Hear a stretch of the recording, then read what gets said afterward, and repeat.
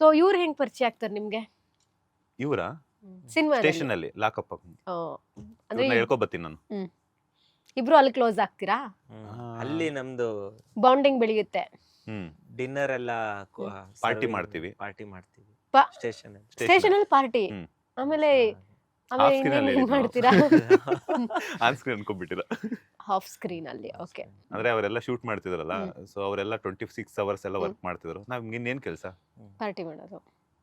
ನೋಡಿ ಅವ್ರು 26 hours work ಮಾಡಿದಾರಂತೆ. So ಆ ಟೈಮಲ್ಲಿ ನೀವೇನ್ ಮಾಡ್ತಾ ಇದ್ರಿ? ನಿದ್ರೆ. ನೀವು ಅಷ್ಟೇ. ಅವ್ರು ಆಕ್ಚುಲಿ ಹೇಳ್ಬೇಕು ಅಂತಂದ್ರೆ ಇವ್ರು ಅವತ್ತು ಸೆಟ್ಗೆ ಲೇಟ್ ಆಗಿ ಬಂದಿರುವಂತ ಏಕೈಕ ವ್ಯಕ್ತಿ ಅಂದ್ರೆ ಇವ್ರೆ. ಯಾಕೆ ಹೇಳಿ, ಬ್ಯಾಕ್ ಟು ಬ್ಯಾಕ್ ಶೂಟ್ಸ್ ಎಲ್ಲ ಇಟ್ಕೊಂಡ್ ಬಂದವ್ರೆ. ನಾವೆಲ್ಲ ಬೆಳಗ್ಗೆ ಎಷ್ಟು ಎಲ್ರಿಗಿಂತ ಮುಂಚೆ ಫಸ್ಟ್ ಡೇ ಹೋಗಿದ್ದೆ ನಾನು. ಮುಂಚೆ ಹೋಗಿ ಪುಟ್ಟಣ್ಣ ಕಣಗಾಲ್ ಸ್ಟುಡಿಯೋದಲ್ಲಿ ಎಲ್ಲ ನೋಡ್ತಾ ಇದ್ದೀನಿ. ಅಲ್ಲಿ ನೋಡ್ರೆ ಉದೋ ರೇಣುಕಾ ಎಲ್ಲಮ್ಮ ಶೂಟ್ ನಡೀತಾ ಇದೆ. ಇದು ಇವ್ರು ನೋಡ್ರಿ ಹಿಂಗ್ ಬಂದವ್ರಲ್ಲ, ಈ ಡ್ರೆಸ್ ಎಲ್ಲ ಹಾಕೊಂಡ್ ಬಂದವ್ರು, ಇಷ್ಟೊಂದ್ ಜನ ಬಂದ್ರ, ಇಷ್ಟೊಂದ್ ದೊಡ್ಡ ಸೆಟ್ ಹಾಕೋರ, ಹೆಂಗಾದ್ರೆ ಇದೇನೋ ದೊಡ್ಡದಾಗಿ ಪ್ಲಾನ್ ಐತೆ ಅನ್ಕೊಂಡೆ. ಆಮೇಲೆ ಗೊತ್ತಾಯ್ತು ಅದು ಸೀರಿಯಲ್ ಬ್ರೋ. ಅದಲ್ಲ ಬ್ರೋ, ಇನ್ನೊಂದಿದೆ ಅಂತಂದ್ರೆ ಆಯ್ತು ಬನ್ನಿ ವೆಯ್ಟ್ ಮಾಡ್ತೀನಿ ಅಂತ ಹೇಳ್ಬಿಟ್ಟು ಅಲ್ಲೊಂದ್ ಅರ್ಧ ಗಂಟೆ ಕುತ್ಕೊಂಡ್ಮೇಲೆ ಆಮೇಲೆ ಅಮಿತ್ತು ಮತ್ತೆ ಗುರುದತ್ ಅವ್ರು ಬಂದ್ರು. ಅದಾದ ನಂತರ ಕಂಟಿನ್ಯೂ ಆಯ್ತು.